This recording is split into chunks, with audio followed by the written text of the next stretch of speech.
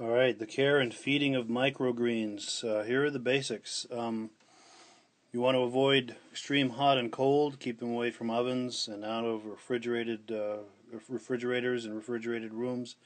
Try to keep them between 65 and 80 degrees.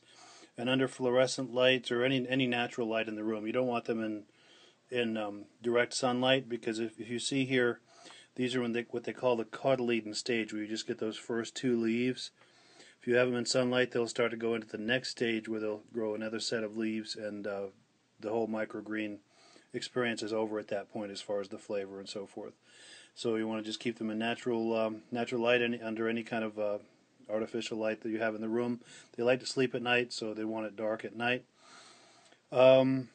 Also, these trays, see this lip on the edge?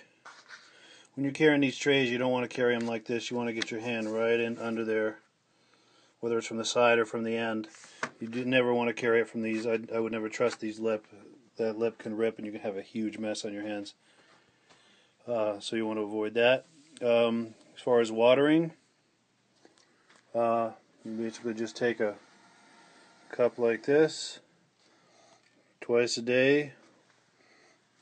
You just pour about a half a cup. I'm trying to do this and look in the camera at the same time. Not very coordinated here. Ooh, this isn't working good. I'm trying to do this looking through the viewfinder, but you just basically go up and down a few times, about a half a cup of water in the morning, half a cup of water in the evening before you end for the day. Let's see if I can do it better on this one here. Again, I'm looking through the viewfinder doing this, so I'm having a hard time coordinating. Yeah. But yeah, just a half a cup of water. And that's all you need in the morning, at the beginning of the day, and then at the end. Now these will last quite a while. As long as they're not in direct sunlight, they'll stay in this cotyledon stage. They need direct sunlight to go to that next stage, so you can keep them like this for quite a while, with the exception of the pea shoots. Now pea shoots, the second these hit 7 to 7.5 inches, you want to cut them. Here's my ruler.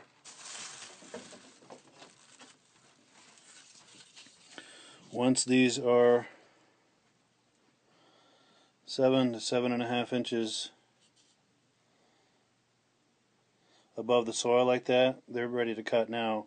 You want to cut them. Reason being, once they get higher than that, once they've grown higher than that, they're still edible, but they're not as sweet, not as tender. And if you're doing this as a chef on behalf of a restaurant, you don't want to be giving them to your clients like that. They're fine if you want to eat them for your own benefit, but they instead of just kind of melting in your mouth, now there's kind of you chew it and you get now kind of a residue in your mouth.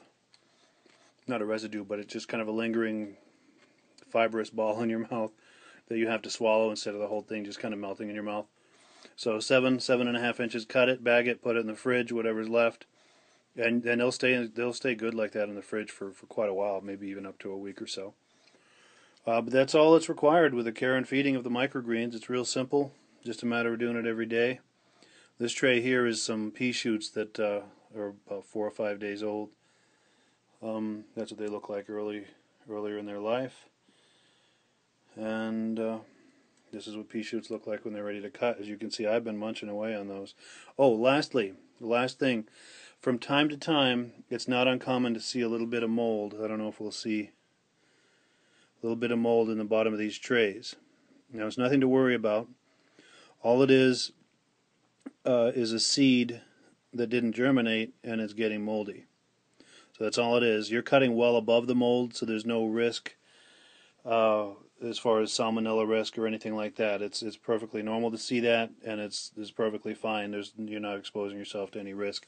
So from time to time, if you do see little spots of mold in the bottom of these trays, don't worry about it. Just cut above it. It's where you're going to be cutting anyway. You're cutting well above that, and it's not a problem at all. And lastly, with these trays, for every tray that I get back that's rinsed and in reusable condition, that's $1 off your next order. And that's pretty much it. Apologize, I'm just doing this with my cell phone here, just chatting and talking at the same time. This is not a professional video. This is just a quick little video I'm making to show folks how to care for these when they're buying them as a live tray. And hopefully this is helpful to you. If it's not, or if you have questions, I hope that I've addressed them all here. But if not, give me a call, send me an email or a text, however you usually communicate with me. Run your question by me and I'll do my best to answer it for you.